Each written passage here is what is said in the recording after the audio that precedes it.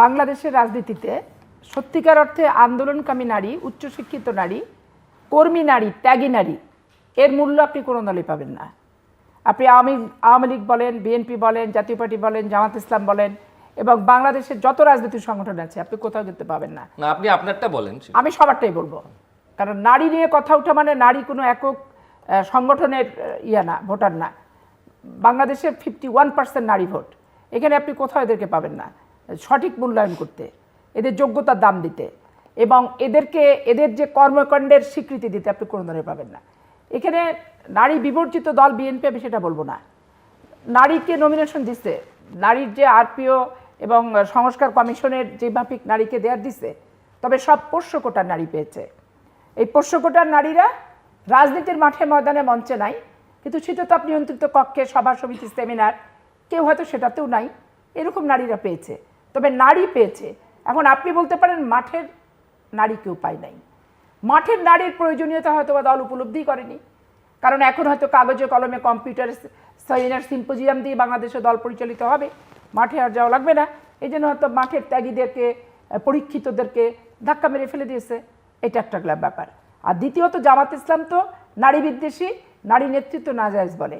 বেগম জিয়া জামাত তো নিজেকে অনেক সরিয়ে ফেলছে, এখন তো মন্দিরে যাচ্ছে, মন্দিরে যাচ্ছে, পূজা রোজা এক হিন্দু কমিউনিটি থেকে মনোনয়ন দিচ্ছে। হ্যাঁ, এটা হচ্ছে তাদের একটা ভণ্ডামি। কারণ এই ভণ্ডামির সুযোগটা এখন তারা পাইছে, যেহেতু 3টা দল বাংলাদেশে ছিল, তার ভিতরে 2 দল ছিল হাইয়েস্ট, আর তারা কারোর তোয়ালা গামছা হয়ে ইউজ হয়েছে, ব্যবহার তাদের দলকেও ব্যবহার করছে, তারা নিজেরাও সিটের ভিত্তিতে হোক যেভাবে হোক তারা নেগোশিয়েট করছে। আমাদের সাথে যেটা ছিল প্রকাশ্য জোট, সেটা শুধুমাত্র নির্বাচনী জোট। আমরা এই দায়িত্ব নিই না জামাত ইসলামের, যে জামাত ইসলাম যুদ্ধ অপরাধী নয়, এই স্বীকৃতি দিতে হবে জোট করলে, এইটার ভিতরে আমরা নাই। বরং বেগম খালেদা যে এই কথা বলছে যে যুদ্ধ অপরাধের বিচার আমিও চাই, কিন্তু স্বচ্ছতার ভিত্তিতে বিচারটা করতে হবে। শেখ হাসিনা এবং বেগম খালেদা জিয়ার টেলিফোন সংলাপে দেখবেন স্পষ্ট করে উনি বলছে, এখন ত্রুটিপূর্ণ বিচার ব্যবস্থা, আপনিও আইনজীবী আমিও আইনজীবী, দুজনের কেউ কিন্তু চাবো না। চাই কি? আমরা কেউ চাবো না, কারণ আমরা আইনের সেবক। ওখানে আমরা স্যালুট করি, কুর্নিশ করি। কাকে কুর্নিশ করি? ওই সত্য আইনটাকে কুর্নিশ করি। কাকে কুর্নিশ করি? সত্য আইনের প্রয়োগকে কুর্নিশ করি। আমরা নিরপেক্ষতাকে কুর্নিশ করি, দাসত্বকে কুর্নিশ করি না। আর ওই লঙ্কার রাবণরা যে হুকুমটা চালাই দিবে সচিবালয়ে, ওই রাবণদের কলমের হুকুমকেও কুর্নিশ করি না। তো কুর্নিশ যেটাকে করি, সেই কুর্নিশের জায়গা কমে যাচ্ছে। লঙ্কার রাবণরাই এখন সব কিছু নিয়ন্ত্রণ করছে।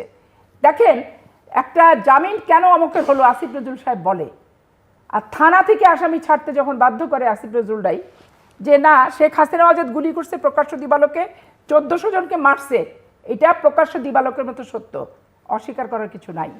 ওই ছেলেটা কাঁদতে কাঁদতে বলছে যে আমাদেরকে হত্যা করছে, তাই আর পুলিশ হত্যা করছি, তাহলে ওকে ধরছেন কেন, ছেড়ে দেন। তো তখন কি আসিফ নজরুল ছাড়তে বাধ্য হয়েছে, স্বরাষ্ট্র উপদেষ্টা ছাড়তে বাধ্য হয়েছে? ওই ছাড়াটাই যদি শুধু কোনো বিচারক ছাড়তো, কোনো আইনজীবী যদি এই সাবমিশনটা কোর্টের বারান্দায় রাখতো, কোনো বিচারক যদি ছাড়তো, পরের দিন আসিফ নজরুল এসে প্রেস কনফারেন্সে বিচারক এতজন জামিন দিয়ে ফেললো, এতগুলো মামলা শুনে ফেললো, তার অ্যাটর্নি জেনারেলকে দিয়ে হাহুতাশ করে চোখের পানিকে গোটা হাইকোর্টের বারান্দায় দেখবেন বন্যা বয়ে যেত, এরকম ভাব। এখন সমস্ত কিছু সাফার করি আমরা আইনজীবীরা। আমরা জামিন না করলেও আমাদের মানসিক কষ্ট থাকে যে আইনের উপযুক্ত, কিন্তু জামিন পেলাম না। এখানে জামিন পাওয়া থেকে ডিপ্রাইভ হলো ক্লায়েন্ট, এটা তো আমরা আইনজীবী হিসেবে কষ্ট পাই, কিন্তু কষ্ট পাই না। এবং আমার তো 2-3 দিন মানুষকে ন্যায্য বিচারটা দিতে না পারলে আমি প্রচণ্ড মানসিক কষ্টে থাকি ভাই। কারণ আমি তো এখানে আইনজীবী পেশায় আমি আসছি যে আমি কারো রক্তচক্ষু দেখবো না, আমার এসিআর কেউ লিখবে না, আমাকে কেউ ধাক্কা মেরে অফিস থেকে বের করে দেবে না, কোনো প্রমোশন ডিমোশন আমার থাকবে না। এই জন্য আমি এই পেশাটাতে আমি আসছি, কিন্তু আমি এই পেশায় এসে তো স্বাধীনভাবে করতে পারছি না। ওই লঙ্কার রাবণদের নিয়ন্ত্রণ মুক্ত তো আমি হতে পারছি না, আপনিও হতে পারছেন না, বিচারালয়ও কিন্তু হতে পারছে না। তাহলে বিচারালয় নিয়ে আঙ্গুল তোলা যতটা ইজি, যতটা সোজা, নিজেদের দিকে নিজের আঙ্গুল তুলতে কিন্তু ততটা তারা সোজা হচ্ছে না, তারা ব্যর্থ হচ্ছে। ডাকসু জাকসু ইকসু নির্বাচিত হয়েছে, আস্ফালনের কিছু নাই। এটাই জামাত ইসলামের পতন ঘটাই দিবে ইনশাআল্লাহ, আমি পাপি আশা করি। আগামী নির্বাচন একবার সামাজিকভাবে, রাজনৈতিকভাবে জামাত ইসলামকে তলানির সাথে মেশাবে এই ডাকসু জাকসু ইকসু। আমি রাজশাহী বিশ্ববিদ্যালয়ে ছাত্র রাজনীতি করে আসছি 85-85 সাল থেকে, এবং আমি 2বারের ভিপি ছিলাম নির্বাচিত। আমাদের যে গেট আপ, আমাদের যে মানে কালচার, যে এডুকেশন, যে শিক্ষা, টিচারদের সাথে যে ডিবেট, ছাত্র শিক্ষক আমরা আলাদা আলাদা ডায়াসে বসে ডিবেট করছি, টিচারদেরকে আমি ছাত্রী হিসেবে হারাইছি, শ্রেষ্ঠ বক্তা হয়েছি। আজকে নতুন বন্দোবস্তের বাংলাদেশে আমার সেই সার্বজনীন বাংলাদেশের চিত্র শিক্ষা প্রতিষ্ঠানের আমি তো এদের কাছে পেলাম না। এরা যে সমস্ত ল্যাঙ্গুয়েজ ইউজ করে, এই রাকসুর জিএস শহর শুরু করে ইনকলাব মঞ্চের নাম করে বোরখাধারী হেজাবধারী মেয়েদেরকে বসায় রেখে মেয়েদের অঙ্গ প্রত্যঙ্গ নিয়ে স্লোগান দিচ্ছে, আর ওই স্লোগানের কাউন্টার অঙ্গ প্রত্যঙ্গ নিয়েই ওই আমার বোন হেজাবধারীগুলো ধরছে। তাহলে কি অরুচি, কি কুরুচি! আমার আজকে অবাক লাগে যে মায়ের গর্ভ একটা পবিত্র জায়গা, বাবা যখন জন্ম দেয় একটা পবিত্রতার সাথে জন্ম দেয়, সেই ভালোবাসা, সেই পবিত্রতার এই কোন প্রোডাকশন, এই কোন বাংলাদেশ পেলাম? ঠিক 72-75-এ বাবার কাছে গল্প শুনেছিলাম যে সামাজিক অবক্ষয় হয়েছিল, ব্যাংক ডাকাতি হয়েছিল, গণতন্ত্র হরণ হয়েছিল, যুব সমাজ নিজের হাতে আইন তুলে নিয়েছিল, সমাজে অরাজক পরিস্থিতি হয়েছিল, 26 লক্ষ মানুষ 26,000 মানুষকে হত্যা করা হয়েছিল, যত্রতত্র যেখানে সেখানে লাশ পেয়েছিলাম। ওই গল্পটা এখন আমি আমার বাস্তবতায় রূপান্তরিত হতে দেখছি। আজকে দেখেন, নয়াদিগন্ত অফিসের 87 বছরের বৃদ্ধ সম্পাদককে যখন ধরে নিয়ে গেছে, বেগম খালেদা জিয়া, ফখরুল ইসলাম আলমগীর সহ আমরা প্রতিবাদ করে রাস্তায় নেমেছি, মিছিল করেছি, মিটিং করেছি। আমার দেশের সম্পাদক মাহমুদুর রহমানকে যেদিন পুলিশ ধরতে আসে, বেগম খালেদা জিয়ার নির্দেশে কারণ বাজারের অফিসের মেঝেতে ঘন্টার পর ঘন্টা বসে থাকছি, রাত 3টা-4টা পর্যন্ত। তারপরে যখন তাকে ধরে নিয়ে গেছে ডিবি অফিসে 5 দিন 7 দিন শীতের ভিতরে ইট বিছায় বসে থাকছি। আর আজকে ডেইলি স্টার আর প্রথম আলো সম্পর্কে বলতে গেলে বলতেছে আমরা নাকি জঙ্গিবাদ, আর যে আমরা হচ্ছে আওয়ামী লীগের দোসর হয়ে যাচ্ছি। আমার স্পষ্ট দেখেন, আমার ডেইলি স্টার প্রথম আলো না, আমি সাংবাদিকদের পেশাদারিত্বটা পছন্দ করি। সেই হিসেবে আমি বাংলাদেশে যেগুলো আছে তার ভিতরে পেশাদারিত্ব, সাংবাদিক, সংবাদপত্র হিসেবে ডেইলি স্টার প্রথম আলোকে ধরা যায়। আরও অনেক আছে, কিন্তু এইখানে আপনি একটা জিনিস দেখেন, 116টা মামলা খাইছে মতিয়ার রহমান আওয়ামী লীগের আমলে, এবং শেখ হাসিনার বক্তৃতাটা আমার কানে বাজে যে এই ডেইলি স্টার এবং প্রথম আলো হচ্ছে আওয়ামী লীগের শত্রু, গণতন্ত্রের শত্রু। মাহফুজা নাম সারা দেশ ঘুরে বেরিয়েছে মামলা মোকাবেলা, মামলা খাইছে 116টাও নেই, এবং গণতন্ত্রের শত্রু, আওয়ামী লীগের শত্রু এবং স্বাধীনতার শত্রু। এবং আমি প্রেস ক্লাব থেকে শুরু করে মেইনটি রোডের ওই জায়গায় তৎকালীন সময় ডিজিডিএফআই তাদেরকে জেএমবি বলে হচ্ছে তার ফাঁসির ভিতরে ঝুলায়, তাদের পোস্টারও আমি দেখছি।